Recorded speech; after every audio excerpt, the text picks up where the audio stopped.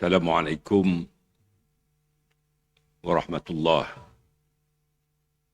wabarakatuh.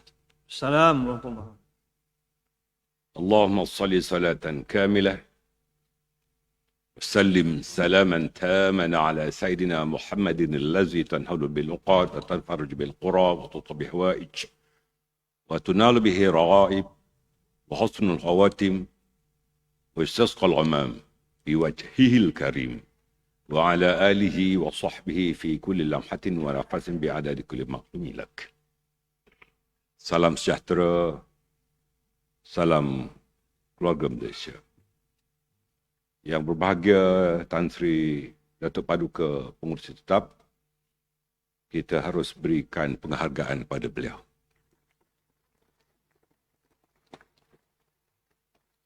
Dan juga yang berbahagia Datuk Sharifah Aminah Said Ahmad yang baru kita berikan mandat tadi. Sahabat saya yang berhormat Datuk Seri Tharma Timbalan Presiden, penghargaan untuk beliau.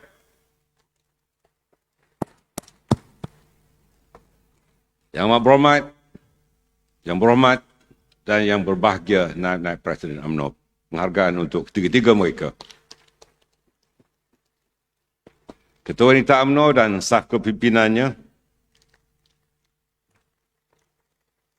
Ketua Pergerakan Pemuda UMNO dan staf kepimpinannya, Ketua Pergerakan Puteri UMNO dan staf kepimpinannya, Setiausaha Agung, Menteri Agung, Ketua Penerangan, rakan-rakan ahli Majlis Tinggi yang berada di atas pentas. Kita berikan penghargaan kepada mereka. Pengurusi Lembaga Penasihat Barisan Nasional, bosku. Sahabat saya, Presiden MCA,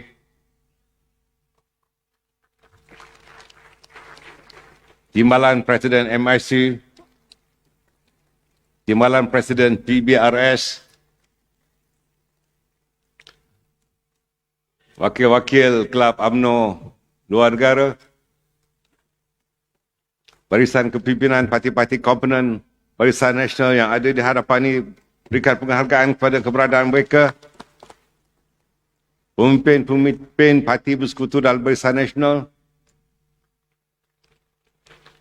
rakan-rakan dan tokoh-tokoh UMNO yang lama yang berada dengan kita daripada Sabah, daripada Selangor, daripada seluruh, penghargaan kepada mereka semua. Para perwakilan yang berada di dalam Dewan dan di luar Dewan serta perwakilan dari seluruh negara. Khusus untuk diplomat kita, I would like to welcome distinguished guests, Excellencies, High Commissioners and Ambassadors and foreign diplomats who are here with us today. We are really honored by your presence. Thank you very much for being here with us. Tepukan bergemuruh untuk mereka. Tan Sri Pengurusi Tetap, para perwakilan sekalian. Mengawali bicara, izinkan saya merakamkan tahniah atas kejayaan Perhimpunan Sayap-Sayap semalam. Kita berikan penghargaan pada wanita, pemuda dan puteri. Ucapan peresmian sebelumnya oleh Timbalan Presiden berapi-api. Ucapan dasar wanita, pemuda dan puteri tidak kurang api yang mercik. Perbahasan pun begitu juga. Penghargaan sekali lagi kepada ketiga-tiga pimpinan sayap itu.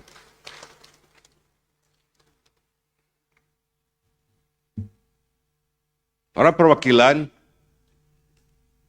penghargaan dan setinggi-tinggi tahniah juga ke atas kemenangan kita dalam pilihan raya negeri Melaka dan pilihan raya negeri Johor pada minggu lalu. Jutaan terima kasih kepada rakyat dan pengundi di kedua-dua negeri atas mandat yang diberikan kepada Barisan Nasional, khususnya kepada kita UMNO. Sesungguhnya, ini adalah amanah yang diberikan kepada kita untuk digalas dan tanggungjawab yang perlu dilunaskan. Artinya, UMNO dan Barisan Nasional bangkit semula. Tentunya kejayaan ini dikecapi hasil kegigihan saudara-saudari dan komitmen daripada kita semua. Bagi pihak Barisan Nasional, saya ingin mengucapkan terima kasih kepada jentera pilihan raya Melaka dan Johor, jentera dari negeri-negeri seluruh negara yang sama-sama berganding bahu memastikan parti kita menempa kejayaan. Wanita UMNO tidak pernah kenal erti lelah.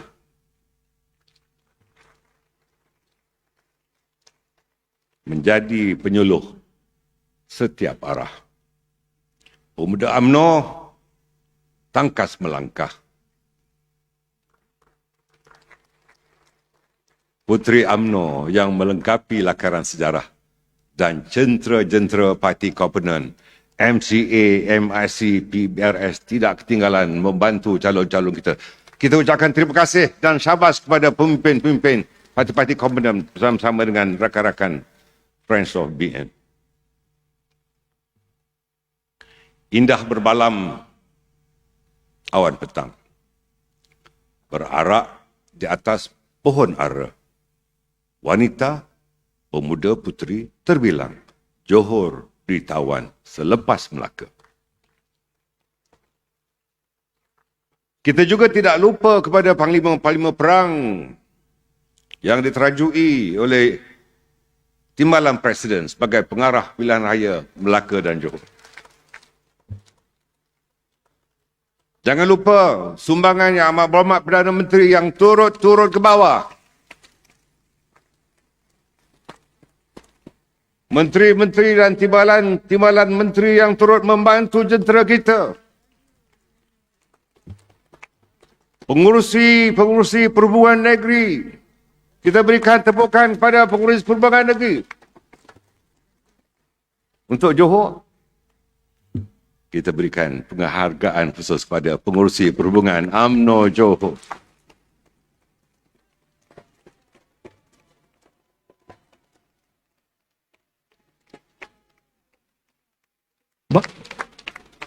Kita bangun bagi penghormatan, ucapan terima kasih dan keikhlasan daripada perjuangan kita.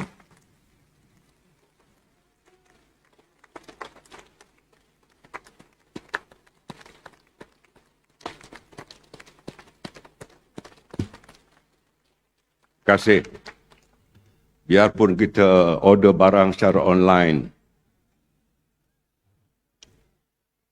tetapi barang yang sampai barang lain, tetapi beliau tetap terus menjadi kebanggaan raya Johor.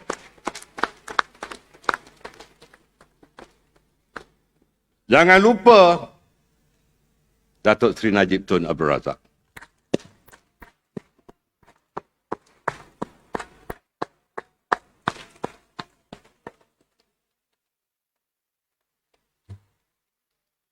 Juru kempen utama yang sanggup menjadi punchback.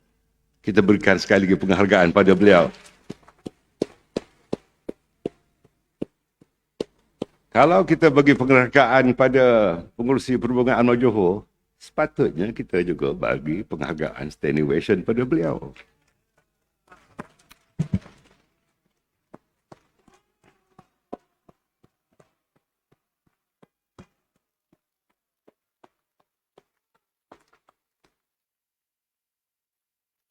Saya tidak lupa juga untuk mengucapkan tahniah kepada Menteri Besar Johor yang baru.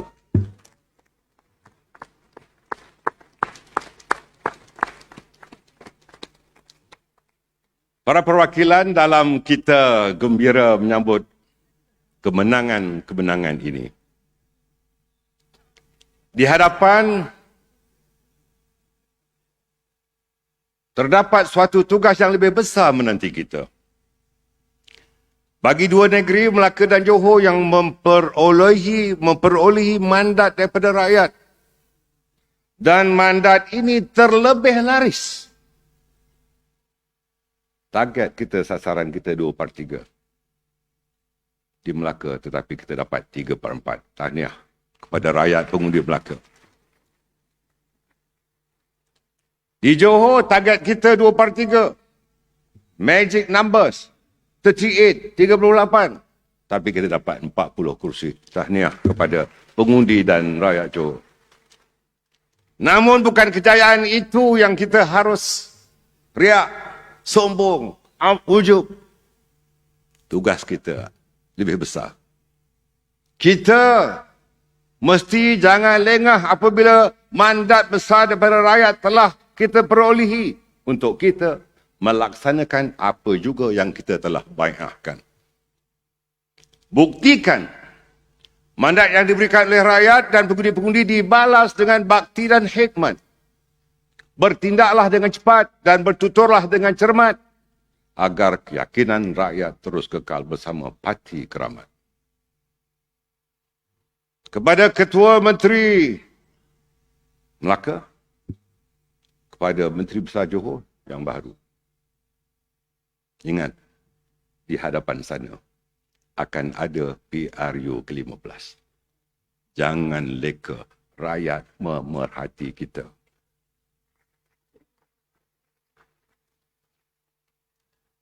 Ingatlah, kepercayaan yang diberikan oleh rakyat kali ini perlu kita terjemahkan untuk mendapat mandat baru dalam pilihan raya umum akan datang. Rakyat amat memerlukan santunan dan perjuangan ikhlas kita. Saudara-saudari, saya mendengar dengan penuh teliti ucapan peresmian sayap-sayap oleh Timbalan Presiden UMNO. Ucapan beliau syarat dengan ingatan serta kata-kata nasihat pada perwakilan dalam kita menghadapi PRU ke-15. Peringatan timbalan Presiden kemarin amat jelas dan perlu dihayati oleh semua warga UMNO. Ia amat berguna dalam menghadapi perjalanan panjang dan berliku untuk kita sama-sama lalui. Mungkin ada yang terhiris, mungkin. Mungkin ada yang merasa tercabar, mungkin. Tapi saya kenal Tok Mat. Apa di hati, itulah di mulut. Jika di hati ada harimau, yang keluar juga harimau. Berbeza dengan saya, di dalam harimau, yang keluar hanya kambing.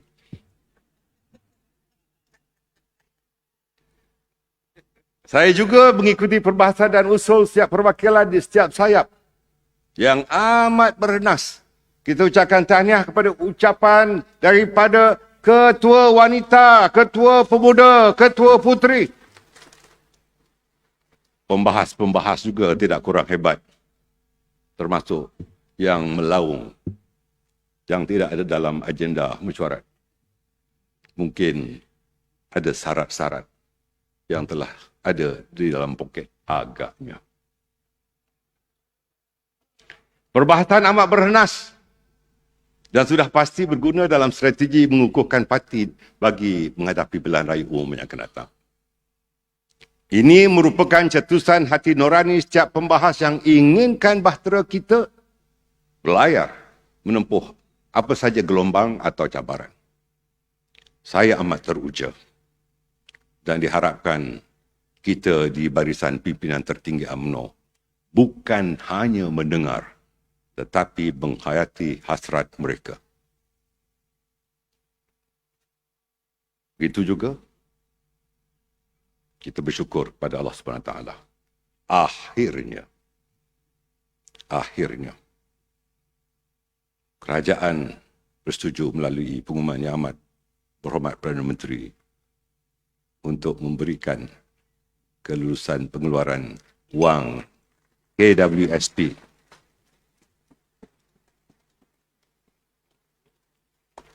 Yang amat berhormat Perdana Menteri,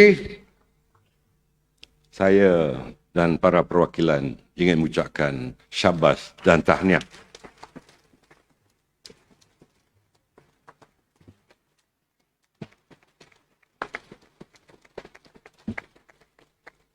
Ini suara akar umbi. Bosku menyebut, Dr. Ashraf menyebut, saya menyebut. Tetapi ada yang tumpang semangkuk. Para pembangkang, bila kita dah sebut, dia tahu PM nak umumkan, dia pun kata dia minta. Sebenarnya, ini adalah perjuangan dari UMNO.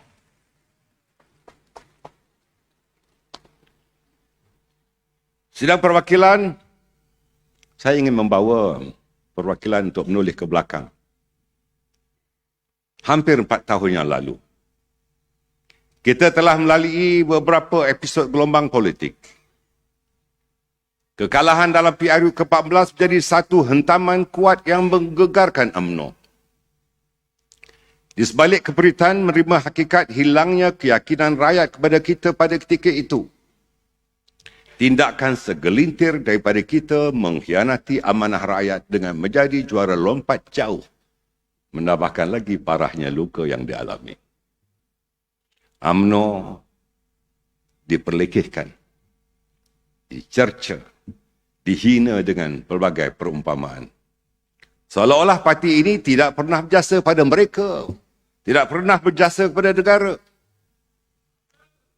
Malah mereka yang mencerca juga lupa seolah-olah betapa parti ini juga sebenarnya yang meletakkan di persada kuasa. Mereka seperti kacang lupakan kulit. Mereka juga seperti habis sepah dibuang, habis madu sepah dibuang. Yang berpatah-patah ni saya tak boleh lawan Tok Mat. Tok Mat, jangan jadi madu sepah dibuang. Kita yang berada di atas pentas ini atau yang di bawah, kita berada di puncak kuasa. Jawatan-jawatan yang kita ada adalah dari UMNO, dari Barisan Nasional. Jangan bila kita ada kuasa, kita lupa diri. Apabila kuasa tidak ada dengan kita lagi, kita membenci UMNO. Ingat, doa orang yang dizalimi seperti kita, Allah tidak ada hijab. Allah akan turunkan bala pada orang-orang yang tidak sedar diri. Namun semua yang berlaku itu harus dijadikan sempadan. Kita tidak boleh merintih berpanjangan. Sebaliknya perlu bangkit semula menyingsing lengan. Rakyat yang mula menzahirkan rasa penyesalan sudah melalui mahalnya pengalaman. Kerajaan yang diharapkan hanya hayalan. Bersilih ganti kerajaan kerana kecelaruan. Bukan rakyat yang diutamakan. Sebaliknya, ketamakan kuasa dan jawatan. Maknanya sebagai parti yang mempunyai rekod perkhidmatan yang panjang serta terbukti mampu menterjemahkan harapan menjadi kenyataan, kita harus kembali kepada asas, iaitu pertamanya, mendirikan semula negara atas keruntuhan yang telah berlaku. Keduanya, memberikan nafas baru agar kita mampu mengembalikan citra yang pernah dinikmati oleh negara. Inilah cabaran yang ada di hadapan kita. Kini wakil kita menjadi teraju kerajaan. Yang amat berhormat, Datuk Seri Ismail Sabri Yaakob. Datuk Seri Ismail, jagalah kerajaan elok-elok. Kita beri dukungan kepada Yang Amat Berhormat Perdana Menteri kita. InsyaAllah saya dan Tok Mat dan rakan-rakan lain, kita akan jaga parti. Kami akan perkuatkan parti, Tun Mahathir keluarkan kerajaan. Kita harus seiring jalan. Kerajaan dan parti harus seiring jalan.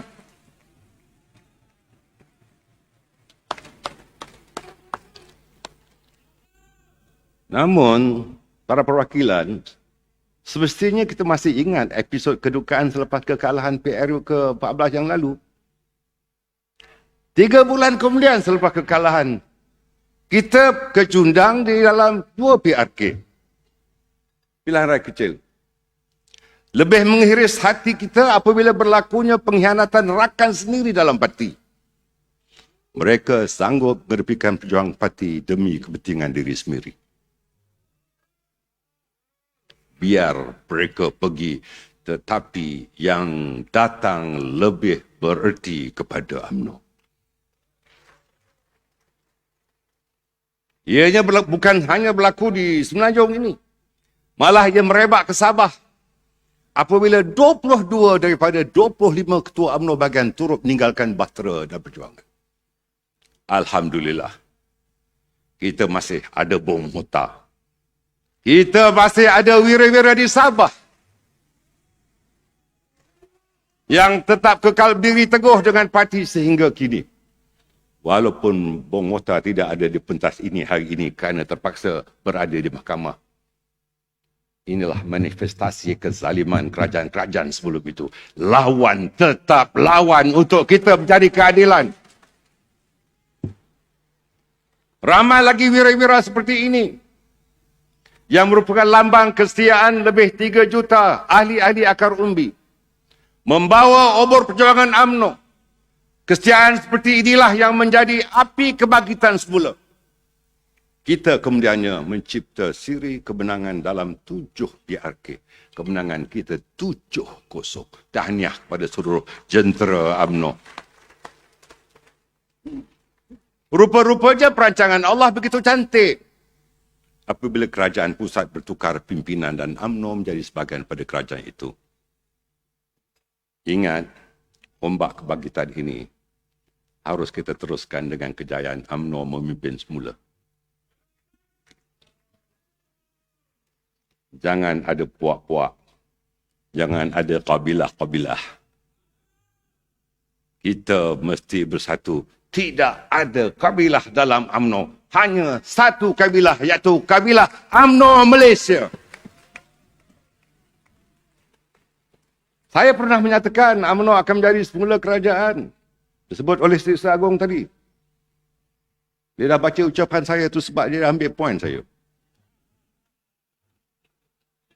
Di sini, di Dewan Keramat ini, pada ucapan penangguhan Perhimpunan Agong 2018, saya telah menyatakan bahawa satu ketika sebelum PRU ke-15, UMNO akan menajui kerajaan.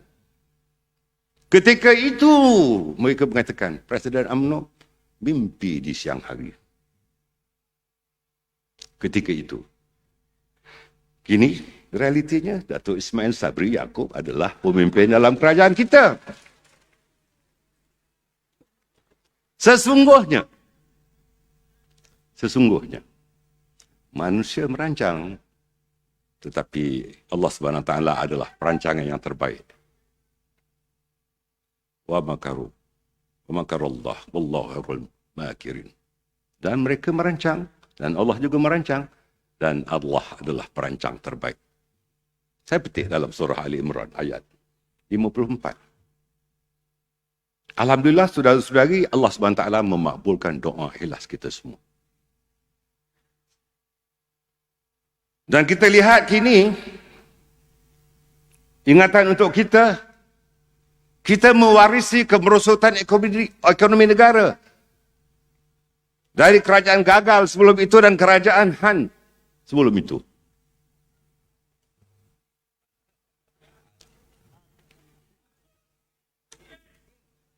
Kemerosotan ekonomi negara, kesedaran hidup rakyat jelata menyempitkan ruang buat generasi muda untuk mengembangkan potensi mereka.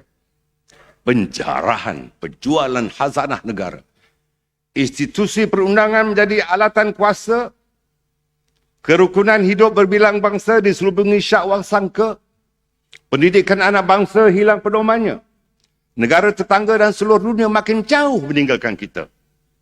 Menuntut setiap daripada kita untuk mendirikan semula keruntuhan yang ada. Justru dalam kita mahu mendirikan semula keruntuhan yang berlaku dan memberikan nafas baru pada citra negara. Kecekalan, kesungguhan, kemampuan dan keyakinan perlu ada pada setiap daripada kita dan juga rakyat yang mengharapkan pembelaan. Sebagai parti perjuangan, UMNO mampu melahirkan ramuan yang terbaik untuk menyelamatkan negara daripada terus menggelongsor potensinya. Rakyat mengharapkan kita daripada UMNO dan Barisan Nasional untuk menterjemahkan semuanya. Kepada kita mereka mengharapkan. Biarpun kurang tepukan, tetapi saya yakin dalam hati semuanya bersetuju.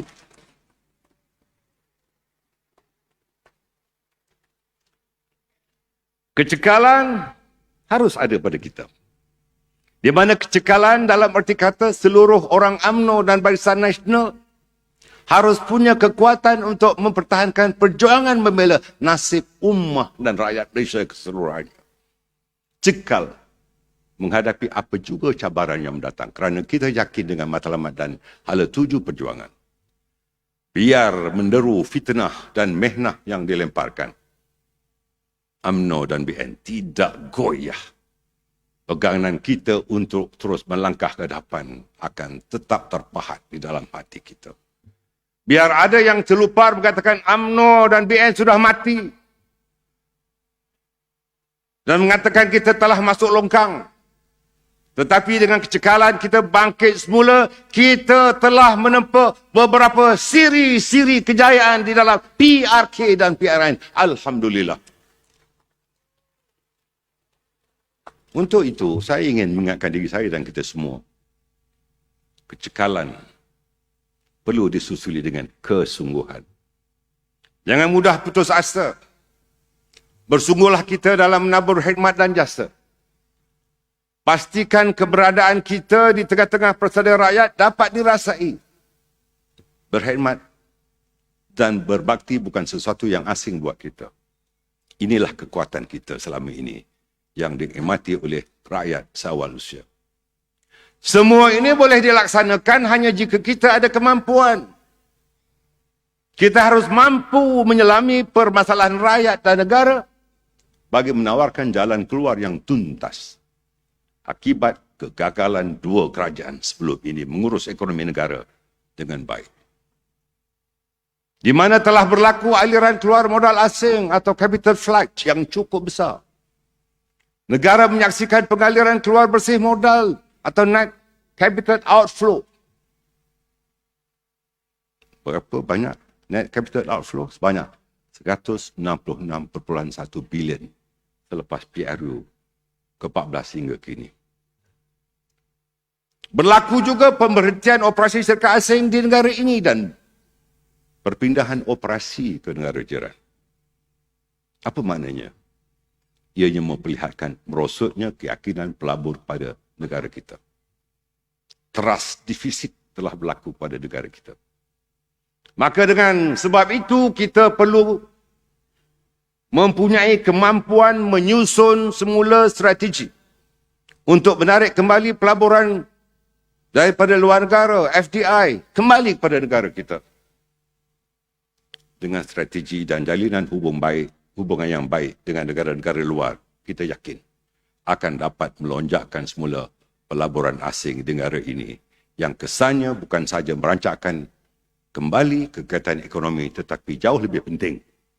Limpahan kerancakan tersebut sudah pasti dinikmati rakyat secara langsung melalui wujudnya peluang pekerjaan dan wujudnya rantaian perniagaan. Di samping itu, sektor-sektor pertumbuhan baru juga perlu dikenal pasti untuk meningkatkan peluang guna tenaga, khususnya untuk anak-anak muda kita. Justru kita wajib punya keyakinan bahawa UMNO adalah wadah politik yang berupaya mengembalikan kegebilangan negara semula bersama-sama dengan rakan-rakan dalam Barisan Nasional. 22 bulan dan 17 bulan kemudiannya, kita telah dapat menyaksikan betapa kerana yang dilakukan oleh mereka dan dalam tempoh kerajaan yang berkenaan gagal dan gagal. Kegagalan demi kegagalan telah berlaku pada negara kita. Banyak yang indah kabar daripada rupa.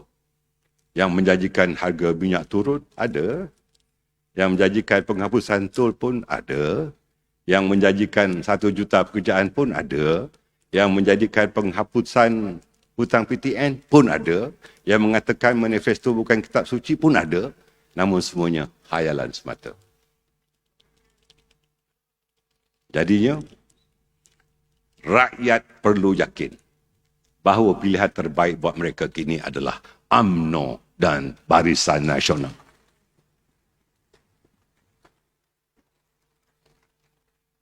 Saudara-saudari, sidang perwakilan, cakap-cakap soal pembaharuan atau reform hanya bersifat tempelan ketika itu. Dan laungan hanya slogan semata-mata. Tiada agenda pembaharuan besar yang telah mereka laksanakan seperti janji yang kita ketahui. Sebaliknya, pembaharuan yang mereka lakukan adalah menamatkan perkhidmatan kaki tangan kontrak kerajaan, menutup peranan agensi kerajaan dan menghapuskan skim-skim bantuan buat rakyat. Keadaan ini sudah tentu memberikan isyarat yang salah kepada rakyat. Rakyat mengharapkan perubahan dan pembaharuan. Namun, cakap-cakap, siapa pun naik menjadi kerajaan, sama saja. Tetapi, kita lihat penambahbaikan pada sistem pentadbiran yang dulu diteraju oleh Barisan Nasional yang kononnya dituduh tidak elok. Sebenarnya, di waktu pentadbiran bosku dan sebelum itu, tidak berlaku begini. Kononnya ketika kita memerintah, banyak direct nego. Kini, kita lihat kerajaan 17 bulan dan 22 bulan sebelum itu darat nego yang kononnya dituduh menjadi amalan untuk UMNO Putra berlaku lagi hebat di zaman mereka. Institusi penguat kuasa undang-undang seperti SPRM diletakkan di bawah kuasa orang politik sebagai ketua pesuruhjayanya. Kes-kes yang melibatkan mereka semuanya dirunding semula oleh Peguam Negara. Ketika itu, kesemua ini menjadi bukti bahawa parti-parti yang bergabung membentuk kerajaan selepas PRU ke-14 dahulu bukan merupakan ejen pembaharuan yang tulen. Sebaliknya, laungan pembaharuan mereka hanya untuk memikat bagi mengizinkan mereka untuk ke puncak kuasa. Langkah yang dilakukan mereka bersifat vindiktif. Mereka mahu membalas dendam. Mereka mahu membalas dendam pada bosku. Tidak kurang dengan pada orang yang bercakap ini. Kluster mahkamah. InsyaAllah kalau kita naik semula, UMNO dan BN naik semula, tidak ada istilah balas dendam yang akan kita lakukan.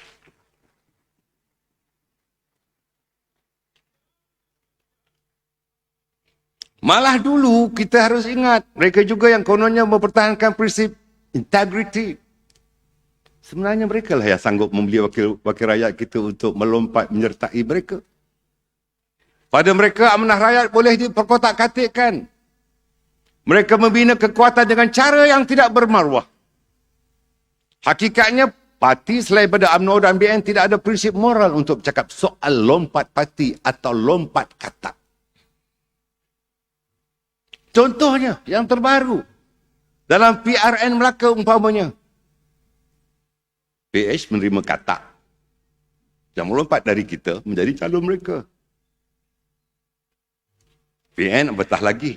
Semua kata-kata berada dalam kolam yang sama. Kononnya mereka mendapik dada bahawa mereka katak. Betul, tapi katak berprinsip. Saya tak faham, tak pernah dengar istilah katak berprinsip. Saya selalu dengar katak kencing.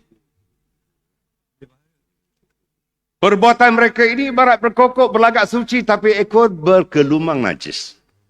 Ini yang berlaku.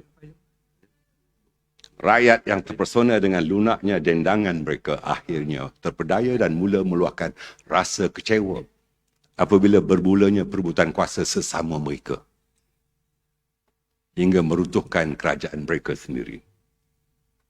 UMNO yang menjadi mangsa kepada percaturan politik mereka, akhirnya menjadi penyelamat kerana bersetuju untuk menyertai kerajaan baru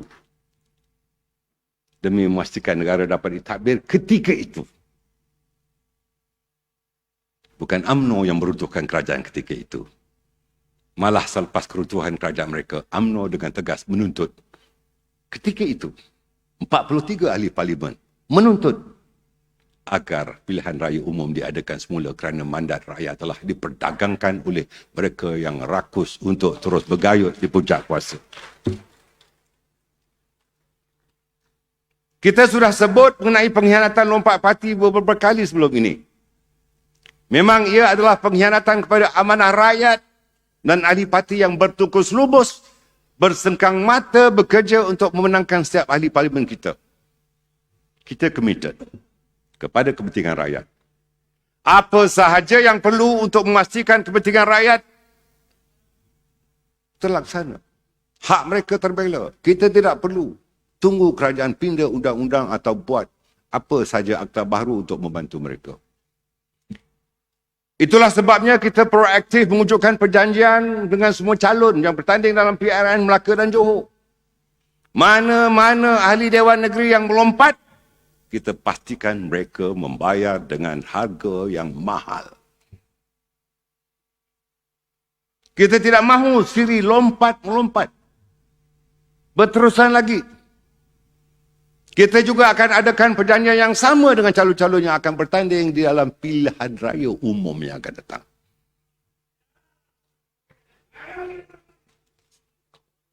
Jangan main-main. Ini bukan soal wang ringgit, tapi soal maruah apabila menjadi calon-calon Barisan Nasional. Tidak ada istilah melompat selepas menang. Hakikatnya rakyat yang memilih kita, pengundi memilih kita, memilih melalui kita sebagai calon parti. Rakyat memilih jenama atau brand Barisan Nasional. Dan tidak kerana mana-mana individu yang bertanding. There is no one bigger than the party. Ada golongan yang tidak reti nak berterima kasih. Mereka lupa. Mereka mendapat jawatan dan kuasa pada awal dahulu adalah kerana sokongan kita. Tetapi apabila berkuasa, kita diberi macam-macam gelaran. Kluster itu, kluster ini. Kalau mereka bercakap benar, sumpah laknat pun tak berani. Kenapa mereka minta? Kononnya kluster mahkamah. Ini dua orang ni. Bosku dengan Mak Maslan ketika itu. Kunan. Ini semua sederet kluster mahkamah. 3 orang ni yang dituduh kluster mahkamah itulah menyebabkan orang itu naik. Tanpa 3 orang termasuk saya, mereka orang itu tidak pernah akan termimpi untuk jadi Perdana Menteri. Ingat. Bila dah naik kluster mahkamah. Baik. Ini dah doa Datuk Seri Najib lah. Makbul, pop 20. Tak sampai 20 bulan. 17 bulan, tung balik asal. Abah kau.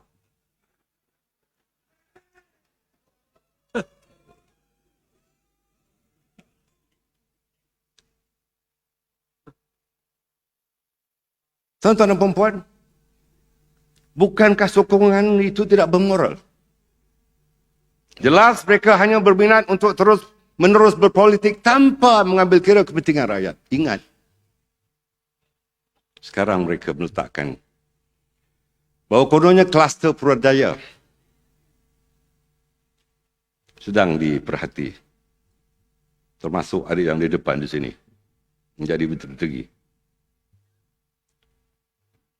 Menteri-menteri, Timbalan Menteri sedang dipantau. Jangan syok sendiri. Termasuk Menteri Besar Baru Johor. Ketika ini, kita bersih sebab belum didakwa. Mereka akan cari jalan untuk mendakwa. Walaupun tidak ada kes. Termasuk 87 kes. Mereka akan cari. Tomat. Nasib baik tomat NFA. Tuan-tuan dan perempuan, mereka jahat. Hakikat mereka jahat. Mereka vindiktif. Bagi menentukan tidak ada vindiktif, tidak ada balas dendam, UMNO mesti dominan semula dalam PRU ke-15.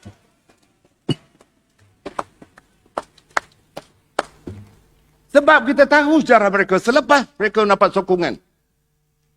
Mereka yang berkuasa secara sistematik tidak mahu berikan jawatan. Kita semua ingat. Ketika itu kita dengan 43 ahli-ahli parlimen BN dan UMNO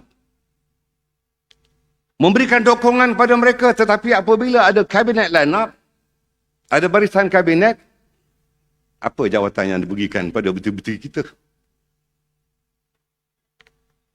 Kita tahu bahawa mereka berhak menentukan ahli-ahli parlimen kita daripada UMNO dan BN duduk di kementerian mana. Tapi mereka tidak meletakkan kita di kementerian yang strategik. Hanya ketika itu, Datuk Seri Ismail Sabri diletakkan sebagai Menteri Pertahanan. Kementerian itu penting, tetapi kita setakat menerima tabik hormat setiap hari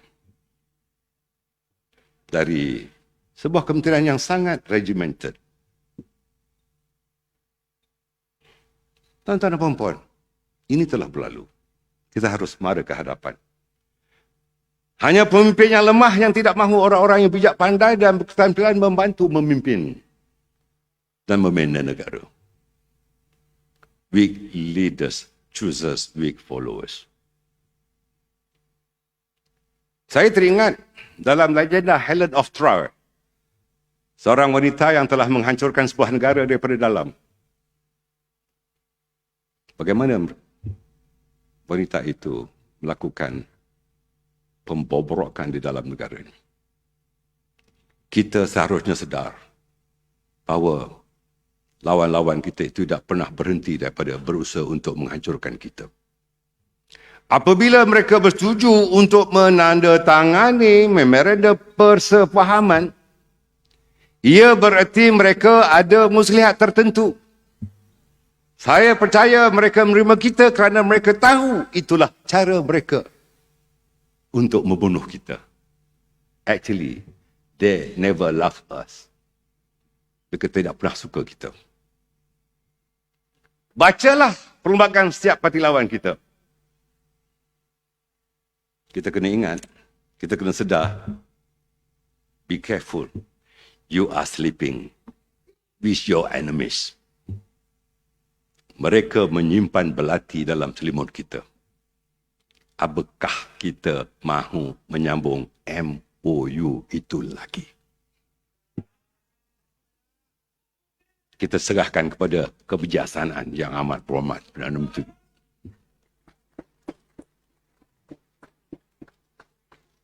Sidang Perwakilan UMNO adalah sebuah parti yang menjunjung perlembagaan negara.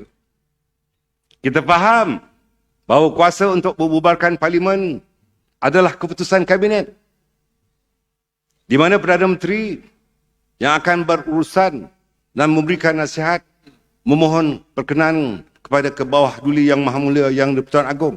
Itu semua kita tahu. Kita tidak mahu mengganggu urusan itu.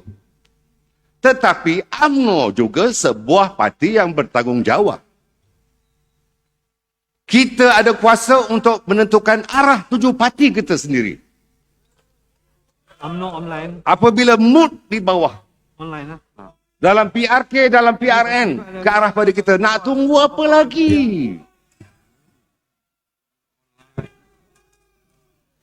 Bak kata Timbalan Presiden, biar apa lama-lama nak tunggu? Takut anak dara dicuri orang. Bila jauh cakap Minangkabau, dia lain sikit lah kan. Saudara-saudari, UMNO juga untuk kita menghidangkan the new deal, the new offer kepada pengundi-pengundi. Apa yang harus kita lakukan? Rakyat menuntut satu pembaharuan institusi politik dilaksanakan demi memastikan kecelaruan politik dapat dinoktahkan. UMNO harus pantas dan terkehadapan menepani soal pembaharuan institusi politik ini. cadangan memperjuangkan undang-undang anti lompat parti dan pendanaan politik telah diangkat oleh wakil rakyat di parlimen di tengah-tengah parti mereka sedang saling melompat antara satu sama lain, tikam antara satu sama lain. Di Melaka, 3 parti yang bergabung, ada yang gunakan lambang partinya sendiri, 2 lagi gunakan parti gabungan. Akhirnya, kita tahu keputusannya, semuanya ke laut. Sehubungan dengan itu, UMNO perlu tampil berani untuk bercakap soal pembaharuan institusi politik, termasuk pembaharuan di Parlimen dan Dewan Undangan Negeri, bagi memastikan suara rakyat dimartabatkan dalam soal penggubalan undang-undang negara dan negeri. Untuk itu, UMNO dan BN mesti terus bergerak dan melabelkan kita sebagai suara politik yang sederhana. Biarpun kita mahukan transformasi itu dilakukan. Keseimbangan dan keadilan menjadi asas pergerakan parti kita sejak perikatan dahulu lagi. Ianya diperkukuhkan dengan pengujudan BN, Barisan Nasional yang lahir seiring dengan dasar ekonomi baru. BN adalah believer kepada suara sederhana dan suara pembaharuan. Kepelbagaian latar kaum, agama dan budaya menjadi kekuatan yang kita bentuk acuannya sejak dahulu lagi. Kita tidak bercakap soal sama rata Malaysia. Sebaliknya, Barisan Nasional dan UMNO bercakap tentang soal kesesamaan. Toleransi yang dipamerkan oleh pemimpin terdahulu telah membawa kestabilan dan saling memahami antara bangsa Melayu, Cina, India, Iban, Kadazan dan pelbagai kaum yang lain. Dalam konteks DEB contohnya, ia adalah suara pembaharuan yang dibawa oleh parti kita.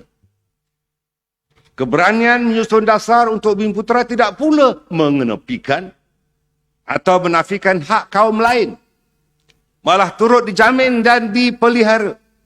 Inilah susur galur asas perjuangan yang kita warisi. Malah pendekatan ini akan terus kita kembangkan seiring dengan perkembangan dan meningkatnya kerencaman masyarakat dari sudut pandang politik dan tata kelola atau tabir urus kerajaan UMNO. Dan kita mesti tangkas mendepani soal-soal ini. Jangan lupa untuk rakan-rakan kita di Sabah dan Sarawak, kita berjanji bahawa perjanjian Malaysia MA63 mesti dilaksanakan oleh UMNO dan Barisan Nasional sebagai janji kita kepada rakan-rakan kita di Sabah dan Sarawak. Ini adalah untuk merapatkan jurang wilayah di antara kita. Saudara-saudari sidang perwakilan, kita lihat juga beberapa transformasi yang telah kita sarankan di bawah kepimpinan Pekan Datuk Seri Najib. Beliau telah memperkenalkan TN50, Transformasi Nasional tahun 2050. Ketika itu beliau mencadangkan pembaharuan besar apabila pendekatan yang diambil untuk membentuk negara bangsa dilaksanakan melalui pendekatan bagi mengangkat suara dari bawah ke atas demi kelangsungan generasi masa depan. Apa yang berlaku sekarang ini? Hakikatnya hari ini setiap tahun lebih 300,000 graduan baru dihasilkan. Tapi hanya 70,000 peluang pekerjaan disediakan bagi menyerap graduan-graduan ini. Ini bermakna terdapat kira-kira 230,000 graduan lain terpaksa menganggur. Selain itu, terdapat kira-kira 1.9 juta orang yang masuk dalam statistik mempunyai pekerjaan tetapi sebenarnya berstatus underemployed. Iaitu sama ada waktu kerja mereka kurang dari jumlah jam yang mereka sanggup bekerja ataupun mereka ini punya kelulusan tinggi tetapi terpaksa bekerja di dalam pekerjaan yang tidak memanfaatkan kepakaran mereka. Kita harus sedar bahawa pengangguran dan underemployment adalah suatu bentuk kerugian kepada negara. Ia merupakan satu pembaziran sumber daya manusia. Jika mereka yang menganggur ini berpeluang untuk bekerja, sudah pasti saiz ekonomi negara akan jauh lebih besar dari sekarang. Hasil dari pertambahan output dan perkhidmatan yang dihasilkan. Sekiranya underemployment dikurangkan dan pekerja yang berkepakaran berpeluang untuk bekerja di dalam pekerjaan yang mereka punya kemahiran, maka mereka akan dapat memberikan sumbangan produktiviti yang jauh lebih besar kepada ekonomi negara. Kelembapan ekonomi dan kurangnya pelaburan merupakan punca utama kepada pengangguran di kalangan anak muda yang semakin meningkat. Dengan itu, kita perlu mencari idea baru yang dapat membantu dalam memacu pemulihan ekonomi negara pasca COVID. Pelan pemulihan ekonomi negara bukan sahaja bergantung pada polisi yang mantap, tetapi juga sangat bergantung pada kestabilan politik agar pelan ekonomi yang dirangka dapat dilaksanakan tanpa gangguan politik yang hanya akan mengganggu fokus kerajaan. Saudara-saudari, sebagai pengurusi BN, sebagai Presiden UMNO, kita sedar politik sifatnya sangat dinamik. Kedinamikannya berubah sederas perubahan iklim politik. Saya sebutkan beberapa kali. Dulu selama 22 bulan, UMNO menjadi pembangkang sepenuh masa. Ketika itu hakikatnya ialah mana mungkin UMNO dan BN yang berbekalkan hanya 79 kursi yang kita menangi, untuk pasti kita tidak dapat membentuk kerajaan jauh daripada majoriti mudah atau simple majority 112 kursi yang diperlukan untuk membentuk kerajaan di Putrajaya. Saya sebutkan juga, selama 17 bulan, UMNO dan BN menjadi sebahagian daripada kerajaan. Tok Mat menyebutkan kerajaan yang ada kini dan sebelum itu, sumbangan kita hanya 17%. Hakikatnya 39 kursi daripada UMNO dan 4 kursi daripada BN. Biarpun UMNO penyumbang terbesar bagi pembentukan kerajaan ketika itu, namun UMNO hanya dianggap sebagai melukut di tepi gantang. Natijahnya, dasar-dasar kerajaan tidak memperkirakan rasa kebersamaan dalam ikatan politik atas dukungan kepada kepimpinan kerajaan ketika itu. Malah portfolio anggota pentadbiran terdiri pada menteri dan timbalan menteri yang utama tidak diperuntukkan kepada UMNO. Saya telah sebutkan tadi. Sebab apa? Kerana haloba kuasa telah berada di puncak kuasa. Malah pada masa yang sama, UMNO cuba dipecah perintah atau divide and rule dengan tawaran scheme of things. Demi kuasa, rakyat dizalimi dengan pengisytiharan darurat. Rakyat dikurung. Bendera putih berkibaran. Tanda rakyat dalam kesusahan. Malahan kejadian bunuh diri dalam kadar purata 4 kematian sehari. Selama 17 bulan kerajaan gagal. UMNO turut kena getahnya. UMNO turut menanggung sebahagian daripada kegagalan itu. Sehingga suasana gawat terpaksa diselamatkan oleh 15 ahli parlimen UMNO yang bertindak menarik semula sokongan. Manakala 23 ahli parlimen UMNO mendukung pimpinan kerajaan yang gagal itu. Ini semua sejarah. Sekarang ini 23 dan 15 bersatu hati dalam satu ladah mendukung kerajaan yang ada sekarang. Itulah hikmahnya. UMNO bernasib baik kerana agenda parti lebih diutamakan oleh kita semua ahli-ahli parlimennya. Yang ada di hadapan ini, kita berikan tepukan gemuruh, kita jemput ahli-ahli parlimen untuk berada di sini. Kita dukung parti ini, kita dukung kerajaan ini. Saya sebut tadi, kita mesti bergerak seiringan. Namun parti-parti lain di luar kepemimpinan UMNO, kita tidak pernah fikirkan. Parti-parti lain di luar kepompong UMNO kita tidak pernah ke tepi dan singkirkan. Rakan-rakan dalam BN turut diperkirakan kepentingan bagi penyertaan mereka. Kita lihat Menteri Pengangkutan yang sedang sibuk memperkuatkan partinya. Timbalan Presiden yang sentiasa taat dan takut membantu Presidennya.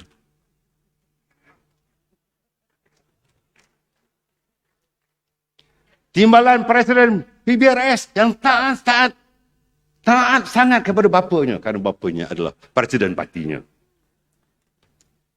Mereka adalah rakan-rakan karib kita di dalam Barisan Nasional. Biarpun pemimpin utama kita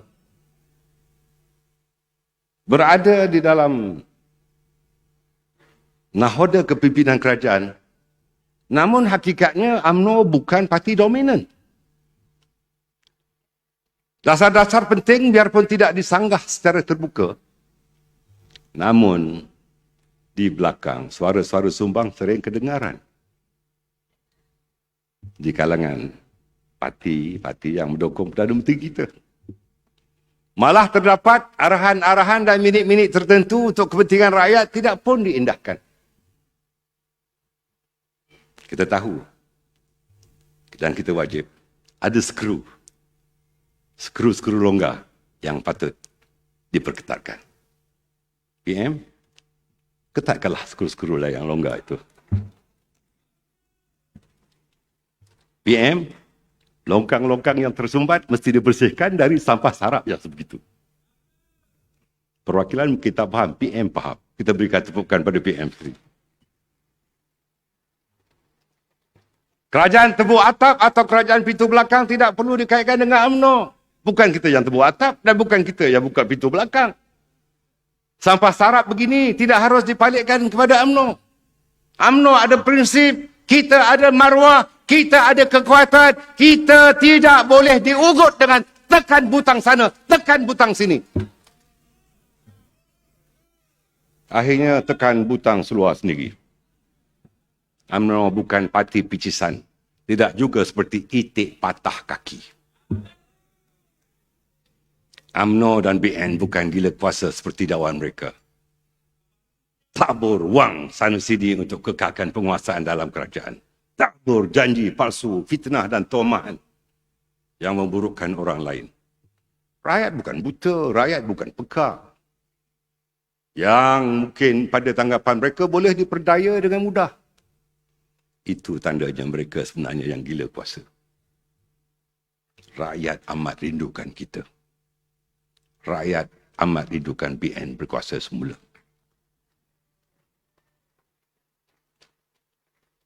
Saya ingin mengimbau ucapan Perhimpunan Agong pada 7 Disember 2017. Siapa Presiden Parti ketika itu? Ini dia insan yang berhati mulia yang berada di hadapan kita.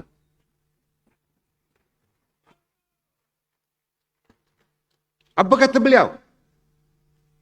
Beliau menyebutkan UMNO bukan ada budaya untuk merendah-rendahkan orang lain. UMNO dalam usia 7 dekad makin matang dan mengamalkan politik sehat serta cenderung kepada politik pemersatuan. Yang tidak bercanggah, yang tidak berwatak gaduh, apatah lagi untuk mengaibkan sampai sanggup membunuh karakter lawan, karakter assassination. Ini yang dilakukan oleh beliau. Saya melakukan kesinambungan. Saya juga berpandu kepada sikap yang dibina oleh Rasulullah sallallahu alaihi wasallam. Apabila ada sahabat yang meminta baginda berdoa agar diturunkan laknat ke atas musyrikin yang mengganggu umat Islam ketika itu. Namun baginda Rasulullah bersabda, sesungguhnya aku diutuskan, innama bu'istu, bukan untuk menjadi pelaknat, tetapi aku diutus menjadi rahmat. Saya petik hadis ini daripada riwayat Abu Muslim. Malah saya juga melihat bahawa Seorang ulama, Imam An-Nawawi menjelaskan bahawa melaknat bukanlah kebiasaan pada kita. Orang-orang Muslim. Artinya, Datuk Seri Najib betul. Saya ikuti yang baik. Dan kita semua kehidupan di atas pentas, yang di bawah. Kita mahu mencari sesuatu yang baik. UMNO hari ini mesti dianjakkan ke hadapan. Kita bersama dunia sedang melangkah ke penggunaan teknologi komputer. Kita mesti menggunakan teknologinya semaksimum mungkin. Jawab. UMNO boleh pelajari dan menggunakan teknologi ini untuk menyanggah semua dakwah yang telah disimbah dan dibalingkan kepada kita, yang menjadi bahan umpat keji dari pemuji-pemuji itu. Kini, kita mesti melakukan anjakan. Media sosial bukan satu medium yang baru. Ia boleh menjadikan parti lebih berketerampilan, khususnya kepada golongan muda dan pemudi baru. Ia adalah teknologi yang harus kita santuni. Secara peribadi, secara resmi saya ingin mengucapkan syabas kepada PUMAS dan PNCOMS. Yang kedua-dua organisasi ini berperanan sebagai senjata tempur cyber kita. Tepukan tidak cukup kuat untuk Saudara Syahril dan Dr. Samsul.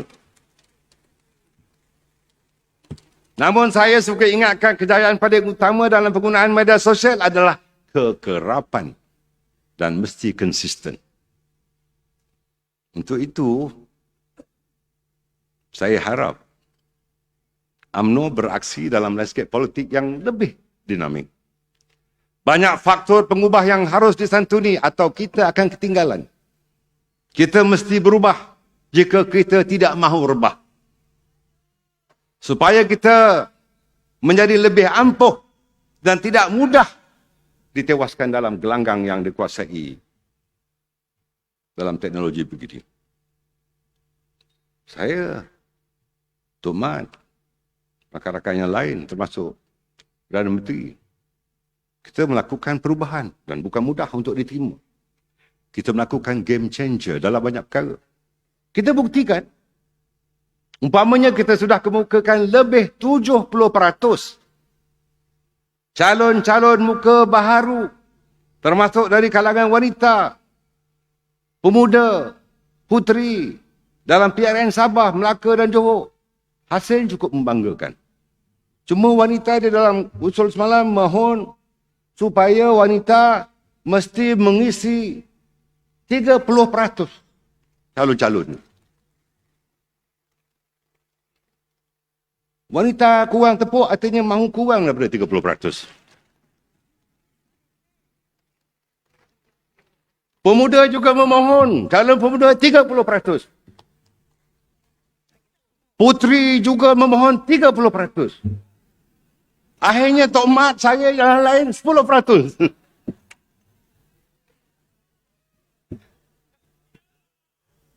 Nah itulah. Para perwakilan, kita menaruh harapan besar kepada pemimpin pelapis yang bakal mencorakkan masa depan parti. Pemimpin yang sezaman dengan saya, dengan Tok Mat, dengan bosku. Rasa-rasanya kita jangan menongkat langit lah, Tok Mat. Jangan tongkat langit.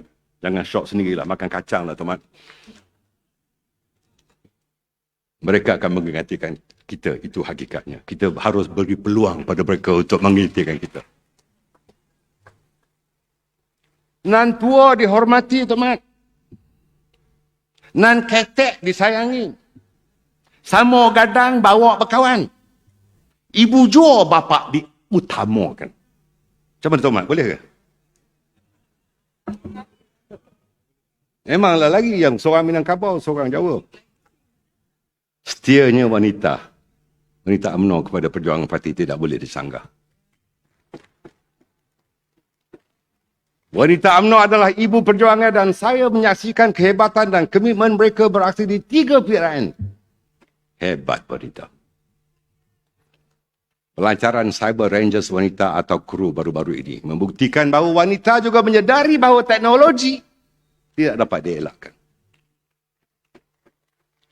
kru adalah platform penting bagi wanita UMNO seluruh negara. Bagi mendapat information yang sebenar mengenai sesuatu isu dan menyalurkan kepada rakyat dan pengundi-pengundi.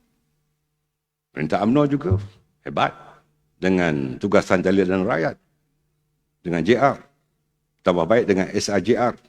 Malah inilah kekuatan UMNO kekuatan wanita UMNO yang tidak dimiliki oleh parti lain. Namun proses urbanisasi menjadikan tugasan ini perlu diubah sesuai dengan imajinasi baru. Wanita pasti ada penyelesaian mantap bagi memastikan peranan JR tetap relevan dan terkini, khususnya bagi mengatasi halangan mendekati komuniti dan pengundi dalam kawasan komuniti berpagar. Sumbangan dalam PRK, PRN yang lalu cukup menyerlah. Ini hebat. Kita berikan penghargaan kepada Ketua Wanita, Dato' Seri Dr. Norani.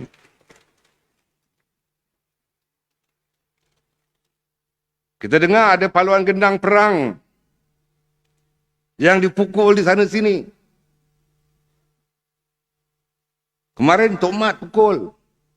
Semalam Norani pukul, Ashraf pukul, Zaida pukul, yang belum pukul saya. Namun kita lihat antara kekuatan kita ialah Pacaba, polling agent, counting agent, barong agent. Dan kali ini kita lakukan transformasi di mana 60% anak muda terlibat sebagai Pacaba. Senario ini memberikan kesan positif kepada parti. Bahkan boleh menyemarakkan pelibatan anak muda dalam perjuangan kita. Kita turut bangga dengan pencapaian pemuda yang dapat merekrut 36,755 anggota skuad Sabil yang melibatkan 6,861 PDM di seluruh negara. Syabas Dr. Ashraf Wajidi Dasuki. Begitu juga dengan penubuhan putera UMNO yang bakal menjadi wira di Barisan Harapan. Ternyata mereka adalah benteng pertahanan kita. Parti juga perlu memperakui peranan besar puteri UMNO. Adik atau anak bongsu kita. Mereka ada unit research puteri, URP dan IT puteri yang terbukti berperanan besar dan berkesan. Tahniah untuk Datuk Zahidah Zarika. Begitu juga penganjuran program mantap IT secara berkala dengan pendekatan yang segar, baru dan terkini membuktikan puteri UMNO peka dengan keperluan semasa dan sebagai persiapan dalam PRU yang akan datang. Namun antara wasilah baru dalam komunikasi politik adalah melalui influencer media sosial. Saya percaya pemuda dan puteri berpotensi tinggi untuk memainkan peranan ini bagi menarik anak muda mendukung aspirasi perjuangan UMNO. Jadikan media sosial sebagai platform mendekati anak muda. Hasilkan seberapa banyak konten dalam TikTok, dalam YouTube, dalam Instagram yang power, simple dan viral. Khususnya berkaitan dengan undi 18 dan isu-isu semasa yang mampu mempengaruhi dan mencorak pola fikir anak-anak muda. Jadilah konten provider yang cemerlang. Kempen secara maya bukan lagi sampingan, tetapi ia sudah menjadi medan komunikasi paling utama. Sungguh pun UMNO kerap dijadikan sasaran dan tuduhan yang menyatakan bahawa orang muda tidak lagi bersama UMNO. Kita sudah buktikan sebaliknya di Melaka dan Johor.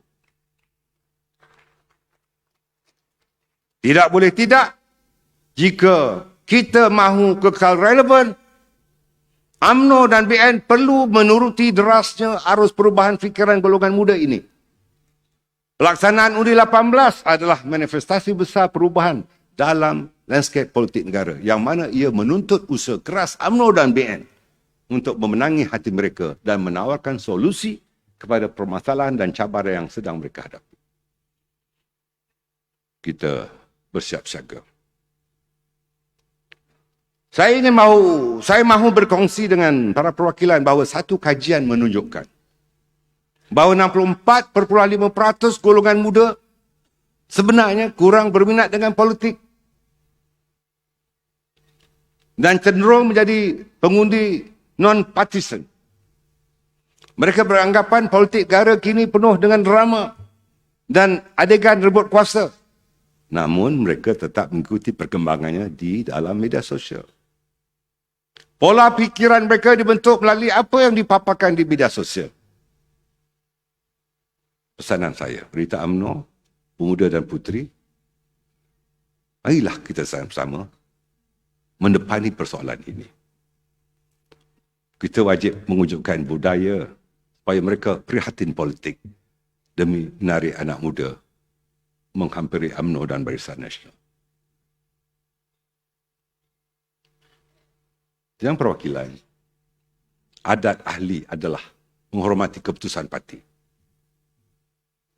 Bila perwakilan sekalian, ketua bahagian yang ada di sini mengadakan persidangan daripada 190 bahagian yang telah bersidang, sebanyak 180 bahagian telah bersetuju agar pemilihan parti diadakan selepas pilihan raya umum.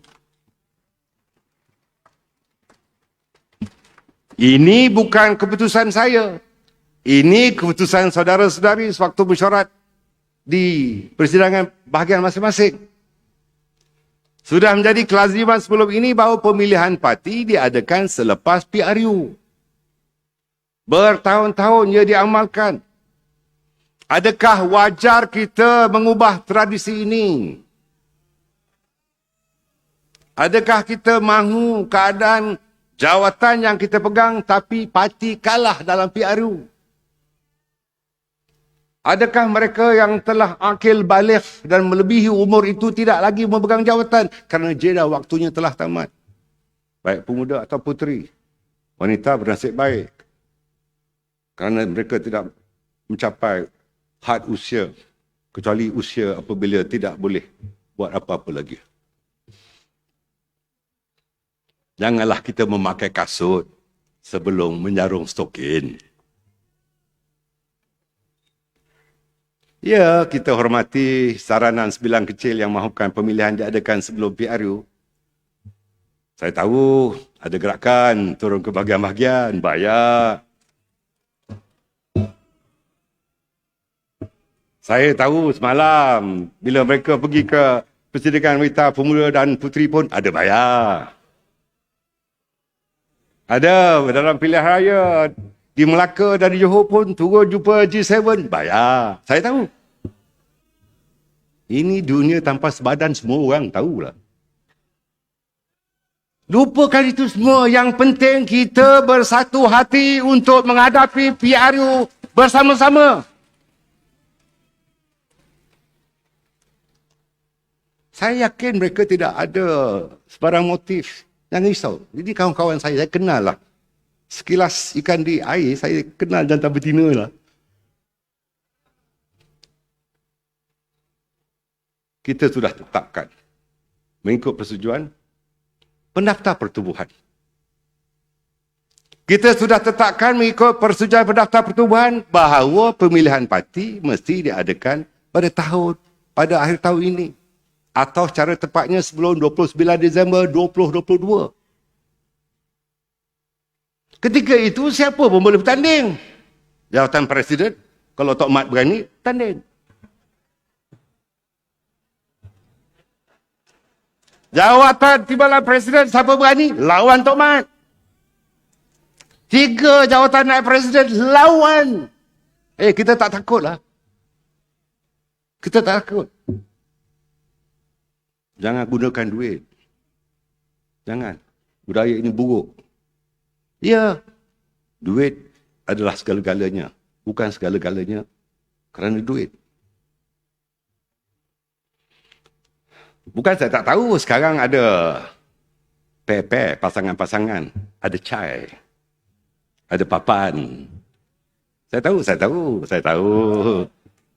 Jangan ingat Presiden tak tahu. Presiden dulu pernah jadi Menteri Pertahanan tahu. Ada intelijen di bawah dia. Presiden pun pernah jadi Menteri Dalam Negeri. Ada juga SP bawah dia tahu. Tahu. Siapa campaign manager dia, siapa chief manager, siapa financial, saya tahu. Cukup. Kita tumpu dulu. Penyatuan parti untuk PRU. Betul?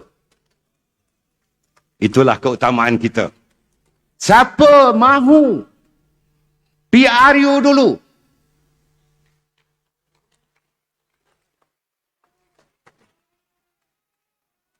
Siapa mahu mandat baru diperolehi semula dari rakyat untuk UMNO dan Barisan Nasional? Siapa mahu? Siapa mahu pemilihan parti dulu?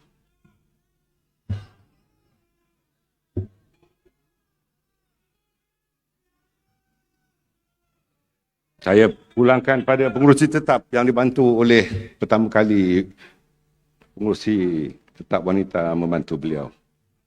Itu sebab daripada mula ucapan hingga sekarang, pengurusi tetap kita cukup mempunyai daya tahan kerana beliau tidak pergi mandikan budak pun. Budak lama.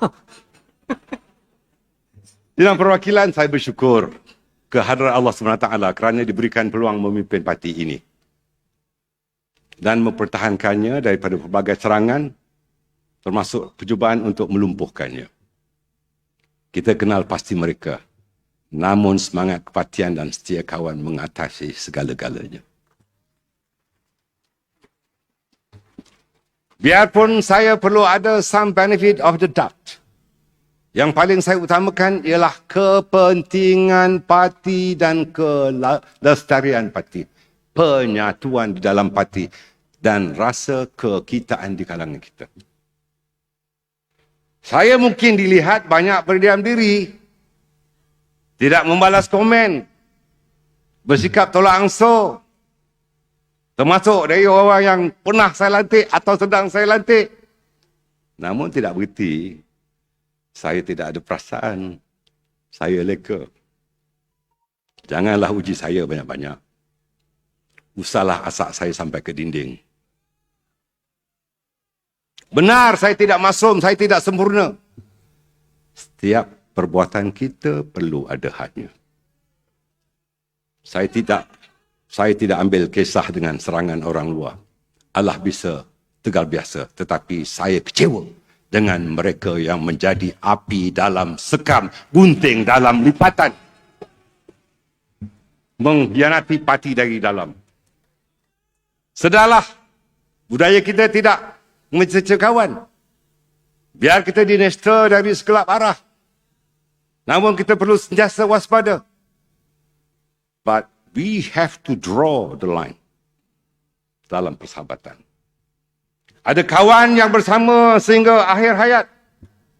Malah ada kawan yang meninggalkan kita sewaktu kita susah. Dan ada pula yang berkawan dengan kita secara bersyarat. Ingatan saya, pilihlah kawan yang benar-benar ikhlas dan jujur. Pilihlah kawan dunia akhirat. Pilihlah kawan yang setia dan taat kepada parti. Dalam lawan ada kawan, dalam kawan ada lawan. Namun, dalam perwakilan, kita lihat, kita mengimbau bahawa pasca PRU 14 juga, kita menyaksikan bahawa untuk kita ingatkan diri kita bahawa jenama kita, branding kita adalah BN. Ianya telah distrukturkan semula. Ketika Datuk Seri Najib, ketika saya, Tok Mat, Tok Ismail Sabri, Tok Dad dan Tok Khalid, kami berlima cuba melakukan usaha untuk menjenamakan semula UMNO dan BN. Sebab apa? Kita mahu menuju masa depan kebilangan semula UMNO dan Barisan Nasional bagi kita membentuk kerajaan yang lebih dominan. Penjenamaan BN terletak pada tawaran kepada rakyat secara komprehensif. Dan bagaimana BN boleh kekal relevan kepada rakyat. Umpamanya, Apple, Samsung. Produknya pelbagai. Kalau syarikat, otomotif seperti Mercedes dan BMW, pelbagai produk adanya, tapi jenamanya tetap kukuh, tetap diyakini. Meskipun jenama baru mengeluarkan produk yang serupa, pengguna tetap memilih jenama-jenama besar. Begitulah BN di hati rakyat. Walaupun pelbagai parti muncul, tetapi mereka insya-Allah akan kembali menyokong Barisan Nasional. Itulah kekuatan jenama BN yang kita perlu tonjolkan. Keunggulan ini dicemburui. Malah ada pihak yang meniru jenama kita. Ingatlah, jenama kita adalah BN atau Dacing. Manakala calon adalah produk kita, iaitu penyampai kepada perkhidmatan. After sales service. Kita heran. Calon kita diterima kerana jenama BN. Tapi ada orang yang membisikkan kononnya, it's not because of your party, because of you. Ingat bahawa tidak ada parti, tidak ada calon parti. Kemenangan itu adalah kombinasi antara jenama dan produk. Dalam memasarkan jenama BN, kita membuka ruang yang lebih ramai kepada anak-anak muda untuk menyertai gelanggang politik. Saya telah nyatakan tadi. Penjenamaan BN bukan sekadar satu penjenamaan atas nama politik semata-mata, tetapi juga atas dasar aspirasi rakyat yang dahagakan politik sosial yang menguntungkan rakyat. Merekayasa politik sosial melalui penjenamaan BN adalah kunci kepada kejayaan BN dalam PRN yang lalu dan PRU yang akan datang. Saudara-saudari, ingat itu. Rakan-rakan kita yang setia, MCA, MRC, PBRS. Parti-parti teras dalam Barisan Nasional, kita hargai mereka. Rakan-rakan Friends of BN bersama dengan kita. Kima parti gabungan UMNO sejak berpuluh tahun.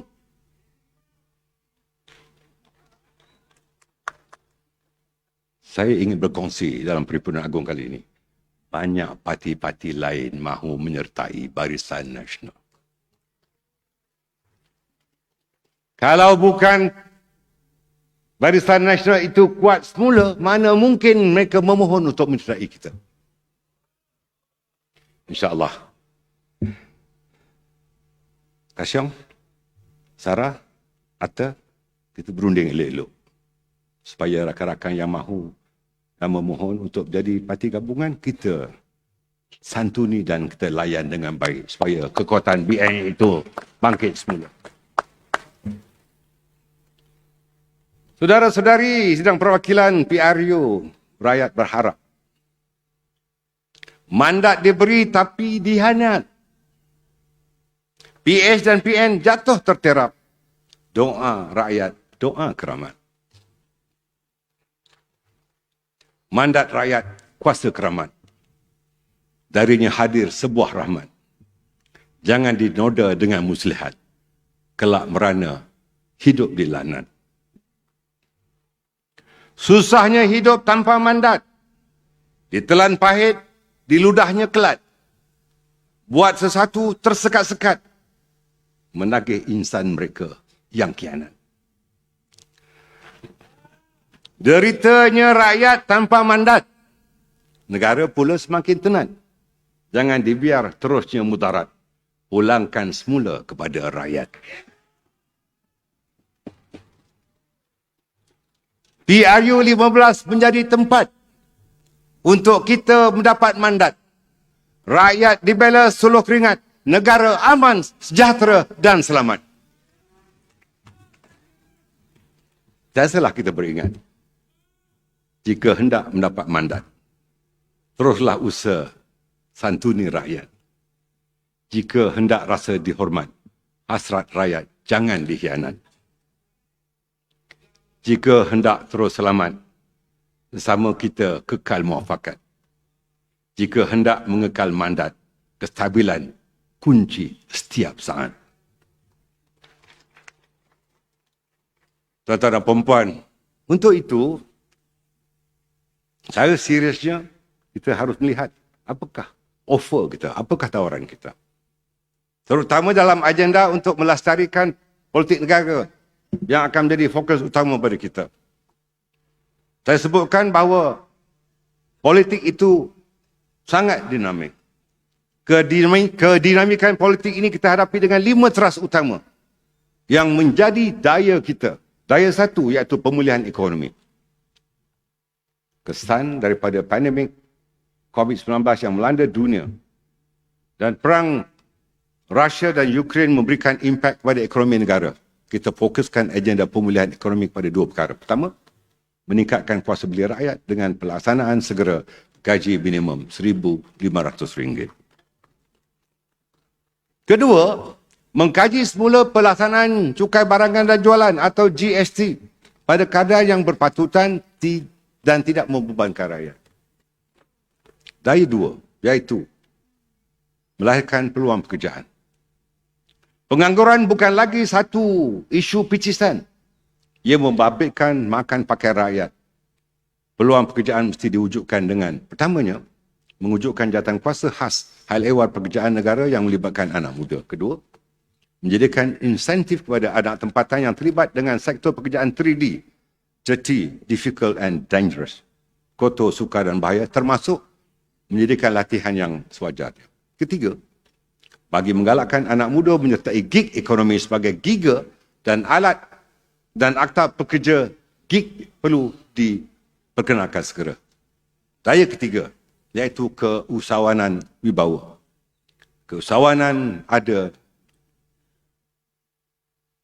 dan penggerak kepada sektor ekonomi negara.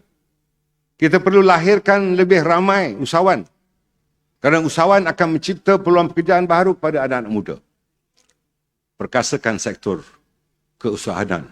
Merusi, pertamanya penyediaan insentif kepada anak muda yang terlibat dengan sektor pertanian, agro pelancongan dan industri dalam talian on business line. Kedua, mempermudahkan proses pinjaman kredit kepada usahawan baru dengan melonggarkan syarat-syarat pinjaman. Ketiga, mengurangkan birokrasi dalam pemberian pinjaman kepada anak muda dan usahawan baru. Daya keempat iaitu integrasi pendidikan. Soal pendidikan bukan hanya berkisar kepada pembangunan prasarana semata-mata. Usaha menaikkan sekolah daif mesti diteruskan. Guru-guru dukelara dibantu. Tapi itu saja tidak memadai bagi mendepani perkembangan dunia pendidikan yang semakin kompleks. Penting bagi kita meneruskan agenda integrasi pendidikan supaya soal duniawi dan ukhrawi bergerak seiring. Dengan pertama, melahirkan lebih ramai hufaz atau mereka yang menghafal Quran 30 juzuk dan dijadikan mereka sebagai ahli-ahli profesional. Sama ada arkitek, peguam dan pelbagai bidang profesional yang lain. Kerana dulu UMNO pernah mempelopori hasrat melahirkan 125,000 hufaz profesional. Hasrat ini patut kita teruskan. Kedua, memperkasakan roh dan jasad institusi pendidikan Islam. Seperti kita mesti melakukan baik pulih prasarana ma'had tahfiz, sekolah agama rakyat dan mengintegrasikan manhaj pengajaran dan pembelajaran. Daya kelima iaitu reform agenda rakyat. Reform bukan revolusi tetapi reform agenda rakyat, iaitu satu keperluan agar keyakinan rakyat kepada kerajaan dapat dipulihkan.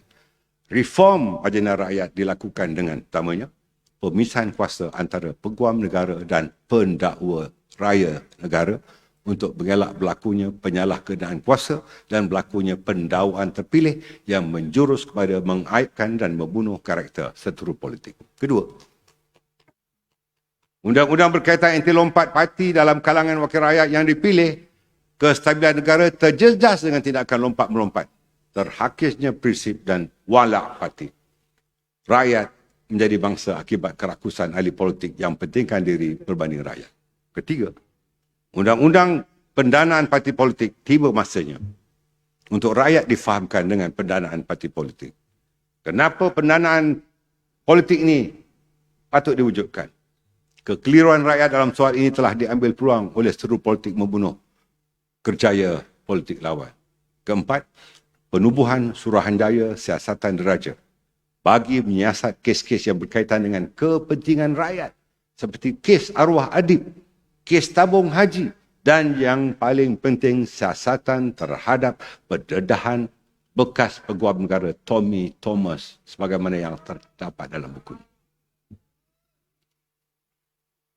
Yang amat berhormat Perdana Menteri, saya gariskan ini untuk dilaksanakan oleh Perdana Menteri. Kita yakin Perdana Menteri boleh melakukannya.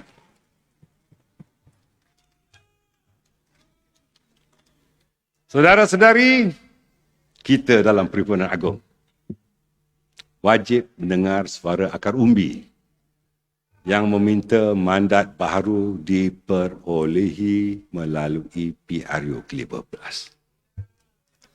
Janganlah guruh berdentum dan kilat sabung menyabung, namun tidak setitis pun hujan jatuh dan turun.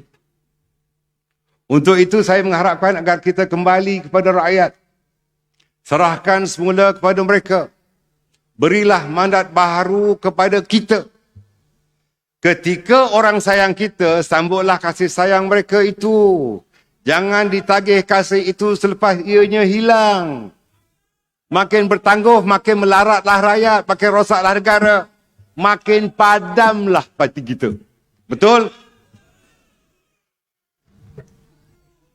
Para perwakilan UMNO tidak sombong. Tetapi tidak rela digonggong. UMNO bukan angkuh, tetapi tidak rela diselingkuh. UMNO tidak goyah, walau berdepan banyak da'yah. UMNO tidak gentar oleh asakan Bak Halilintar. UMNO tetap sejati, biarpun ada yang mahu UMNO mati. UMNO ada jutaan ahli yang tidak rela dibuli. UMNO untuk agama, bangsa dan negara. Dulu, kini dan selamanya.